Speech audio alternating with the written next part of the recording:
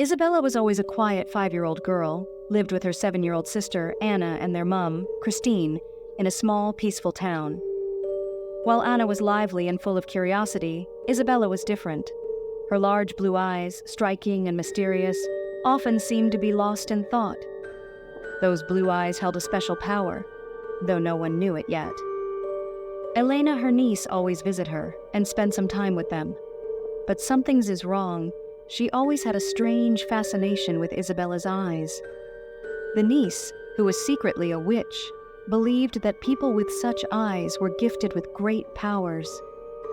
Each time she visited, she would stare at Isabella, captivated by the child's eyes. Her admiration wasn't innocent, but filled with dark intentions. One day, Elena finally made the decision to go and take the life of her niece. As she approached their home, the night was still, with only the sound of crickets filling the air.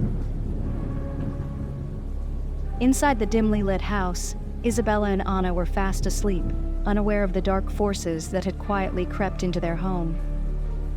Their mother, a kind and gentle woman, was in the kitchen, preparing a late-night cup of tea.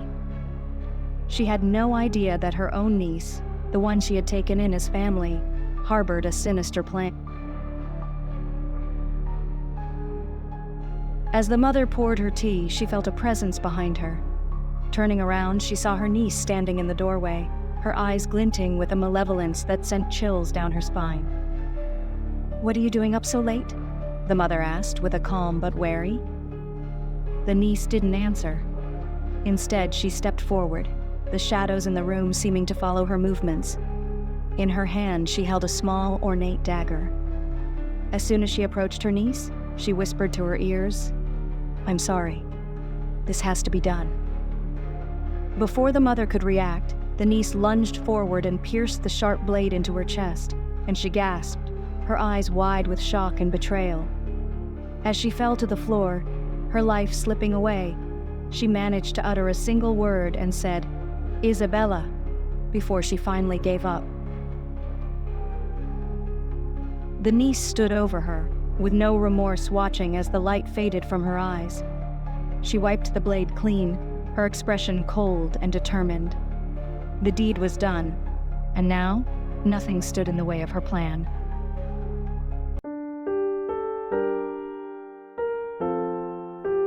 In the morning, Anna woke and was going to the kitchen to get breakfast as usual. But when Anna stepped into the kitchen, the sight that greeted her stopped her in her tracks. Her mother, Christine, lay on the cold floor, her lifeless body surrounded by a pool of blood. The tea she had been preparing the night before was spilled across the counter, untouched. For a moment, Anna couldn't move. Her mind refused to process what she was seeing. This couldn't be real. Her mother, the strong, loving woman who had always been there for her and Isabella, couldn't be gone. But the blood, so much blood, told a different story. Tears welled up in Anna's eyes, and her body began to shake as reality set in. She screamed, a sound filled with anguish and terror as she rushed to her mother's side. She shook Elena gently, desperately hoping for a response, but there was none. Her mother's skin was cold, her face pale and still. Mama, wake up," Anna sobbed, clutching her mother's hand. "Please, don't leave us." But no matter how much she cried, no matter how much she begged, there was no answer. Her mother was gone, and the house that had once been filled with warmth and love was now a place of horror. As Anna knelt by her mother's body, her mind raced. Who could have done this? Why? She felt lost, terrified, and alone. The thought of Isabella sleeping just down the hall brought a fresh wave of panic. She had to protect her sister. She had to keep her safe from whatever or whoever had done this. Turning back, she saw Isabella standing by the door, quiet as usual. But Isabella couldn't withstand the tragedy and immediately ran back to the living room, while she was weeping. The truth was far darker than anyone could have imagined. Their mother had been murdered by her own niece, driven by envy and a desire for power. The niece had always coveted Isabella's unique gift, and with their mother gone, her twisted plan unfolded. The witch's goal was to take control of Isabella by possessing her, harnessing the great powers that lay dormant within the child. She believed that with Isabella under her control, she could become more powerful than ever. The plan to perform dark rituals and bind her spirit to Isabella, hoping to turn the girl into her puppet. Now, with their mother gone, he dreams was slowly coming to reality. Weeks their mother passed away, Anna took on the role of caregiver for her younger sister, Isabella. The house, once filled with warmth and love, had become quiet and empty. Anna, only 7 years old, tried her best to keep things together. Every morning she would get Isabella ready, prepare simple meals, and keep her sister close, comforting her with soft words and stories. Isabella, however, remained distant, her blue eyes often staring blankly ahead, as though lost in a world that only she could see. Anna worried about her, but she didn't know what else to do. Days turned into weeks, and Anna became used to the quiet routine. She was protective, never letting Isabella out of her sight, and making sure no one disturbed them. But one day, everything changed. It was a cold evening when Elena showed up at their door. Her presence felt heavy, as though the air had thickened around her. She entered the house without knocking, her sharp eyes scanning the room before settling on Isabella. The same strange, unnerving fascination in her gaze had only grown stronger since their mother's death. Anna's heart raced as she stood in front of her sister, blocking Elena's view. "What do you want?" Anna asked, her voice trembling but determined. "We're fine here. We don't need anything from you." Elena smiled, but it didn't reach her eyes. "Oh, Anna," she said softly, "you're just a child. You can't take care of both of you forever. It's time for you and Isabella to come with me. I'll take care of you both, like family." Anna shook her head, stepping back toward Isabella, who was sitting silently on the couch, her hands folded neatly in her lap. "We don't need your help," Anna said more forcefully this time. "We're staying here." Elena's smile faltered for a moment, replaced by a flash of anger in her eyes. Without warning, she grabbed Anna by the arm, her grip tight and unyielding. "You don't have a choice," Elena hissed, her voice low and menacing. Anna struggled, trying to free herself, but Elena was too strong. Isabella began to cry, her small voice filled with panic as she called out, "Anna! Mummy!" But no one was there to help. In a desperate move, Anna managed to break free from Elena's grip. She stumbled back, her heart racing, and bolted for the door. "Run, Isabella!" Anna shouted, hoping her sister could escape too. But Elena was quicker. She scooped Isabella into her arms, ignoring the little girl's cries and pleas. "No!" Isabella screamed, her voice echoing through the empty house. "Mummy! Anna!" Anna ran away, but Isabella was taken by Elena, hoping to use her to fulfill her mission.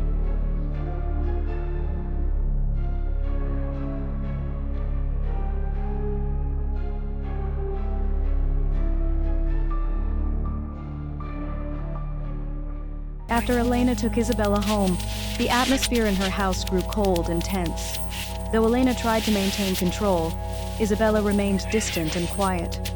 She would often sit by herself, her large blue eyes staring blankly at the walls, as if lost in a world of her own. Elena, frustrated by Isabella's refusal to eat, would try to force the child to consume her meals. Sometimes, when her patience wore thin, she would grab Isabella arm roughly and shove the food toward her. But Isabella's stubbornness only grew, her small frame trembling with silent resistance. Elena's temper flared more frequently.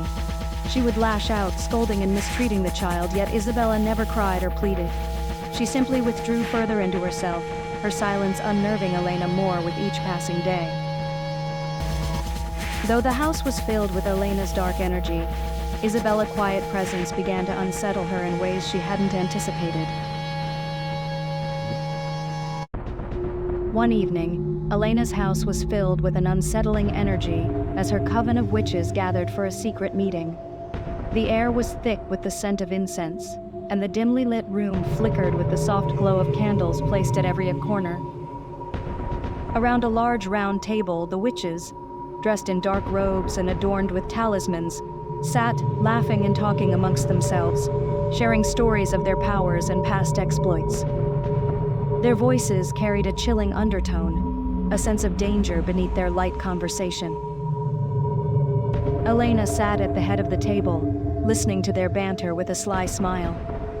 She was proud of her coven, of the power they held, and tonight's meeting was meant to solidify her place among them. But as the night wore on, something else caught the witches' attention. The room had grown quiet, not from their conversation, but from something, or someone, else. They all felt it, a coldness that crept in from the shadows, a presence they hadn't noticed at first. Isabella sat in the corner of the room, her small figure almost blending into the darkness.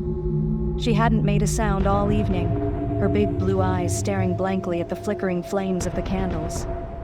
She was as quiet as always, but this time, her silence seemed to unsettle the witches.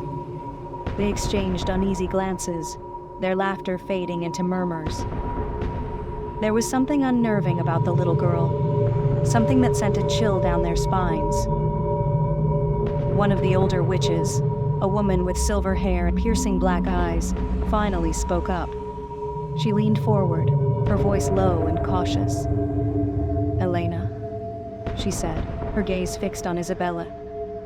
"Who is that child? Why is she here, sitting so quietly among us?" "She is the one I told you about, the one destined for initiation."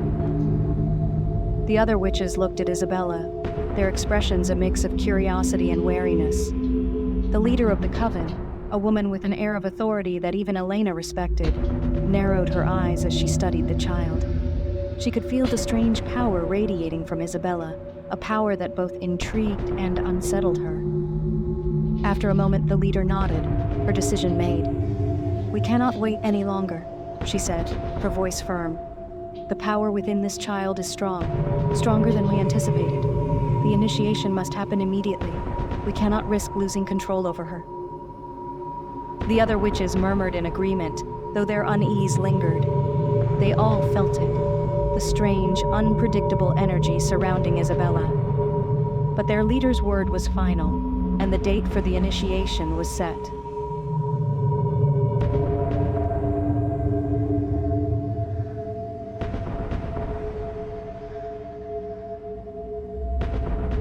Elena, satisfied that her plans were moving forward, cast a glance at Isabella, who remained silent and distant, unaware of the dark ritual that was soon to take place. But as the witches left the table, preparing for what lay ahead, none of them could shake the feeling that this initiation would be unlike any other they had performed before. On the night of the ritual, the witches assembled at an ancient, shadowy site, surrounded by twisted trees and arcane symbols. The air was thick with anticipation as they prepared to perform the dark ritual. The 5-year-old girl, Isabella, was held firmly by her Aunt Elena and the other witches. They began their incantations, their voices weaving a haunting melody that charged the atmosphere with dark energy. Elena presented the ceremonial chalice filled with a shimmering potion, her eyes gleaming with anticipation as the witches began their incantations. The air in the circle grew thick with dark energy, and Isabella, sitting silently in the center, was urged to drink. Her small hands trembled slightly as she took the cup, bringing it to her lips. The moment the potion touched her tongue, something went terribly wrong.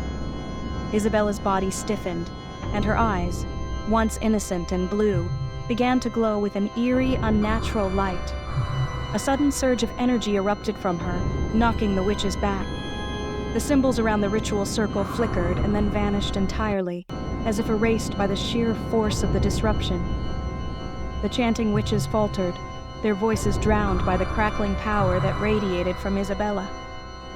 Elena watched in horror as the energy grew out of control, swirling like a storm around the girl. This was no ordinary resistance. It was a raw, uncontainable force. The witches were left stunned, struggling to comprehend what had just happened. They had never anticipated this.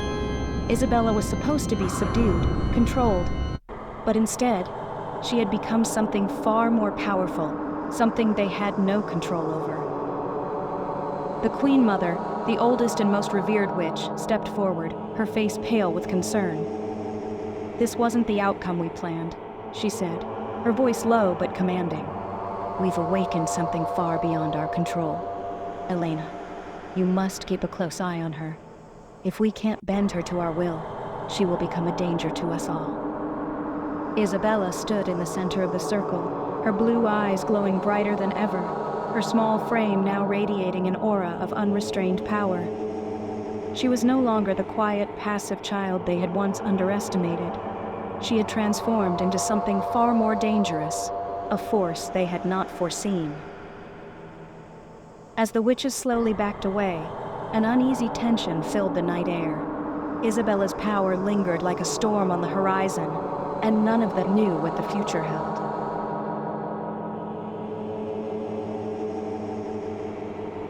Weeks after the failed ritual, Isabella's powers grew increasingly malevolent and uncontrollable. Her behavior became more erratic and terrifying. The once innocent girl now exhibited a chilling predatory instinct, targeting those around her with a terrifying precision. Isabella's behavior took a dark and unsettling turn. She no longer sat quietly in the corner or played innocently as she once did. Instead, she had begun to hunt rats.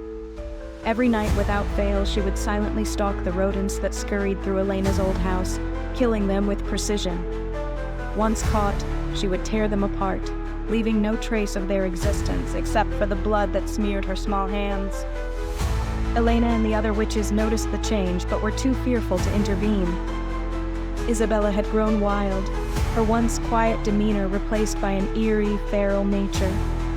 She would devour her food with an insatiable hunger, eating like a ravenous beast, far removed from the shy child she used to be. One morning, Elena entered the room and froze. The walls were smeared with blood, rat blood. Isabella had used it to write strange, chilling phrases. On one wall, in crude, dripping letters, she had written, "Where is my mummy?" The sight sent a cold shiver down Elena's spine. Days later, the writings grew even more unsettling. In large, ominous script, she wrote, "Isabella is here." Elena and the witches began to realize that Isabella was no longer just a child. They had awakened something far darker, and with each passing day, her actions grew more erratic, more dangerous. Elena, exhausted and troubled by the girl's ominous behavior, fell into a deep sleep.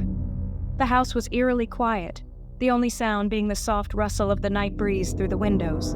Isabella, her blue eyes glowing with an unsettling light, crept silently through the darkened halls. Her steps were silent, her movements almost otherworldly. Entering Elena's room, Isabella approached her aunt, who lay unaware of the danger. With a malevolent grin, Isabella extended her powers, casting a paralyzing spell over Elena. Elena's body went rigid, her attempts to move or cry out rendered futile. The room was filled with a haunting stillness as Isabella picked up a gleaming knife from a nearby dresser. The blade caught the faint moonlight, casting a cold glint. Without a sound, Isabella brought the knife down with a swift and decisive motion. The room remained eerily quiet except for the final, quiet gasp from Elena as the blade met its mark. Isabella, now with a dark, victorious look in her eyes, wiped the knife clean and returned it to its place, her expression betraying no hint of remorse. The following morning, the house was filled with a haunting silence. The other witches, sensing the growing threat, began to realize the full extent of Isabella's terrifying transformation. They were left to confront the grim reality that the child they had sought to control had become a formidable and lethal force, hunting them down one by one. Isabella. Next mission was clear: to hunt the people of the kingdom she now called rats. With her dark powers fully awakened, she left Elena's lifeless body behind and set her sights on the kingdom. The peaceful town would soon face her wrath as she prepared to eliminate her rats one by one.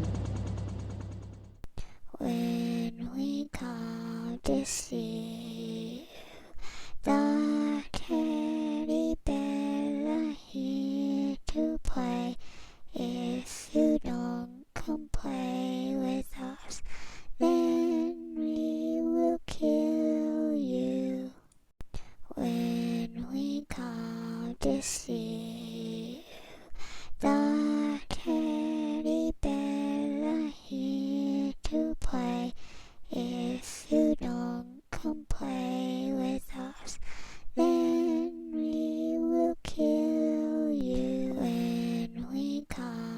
to see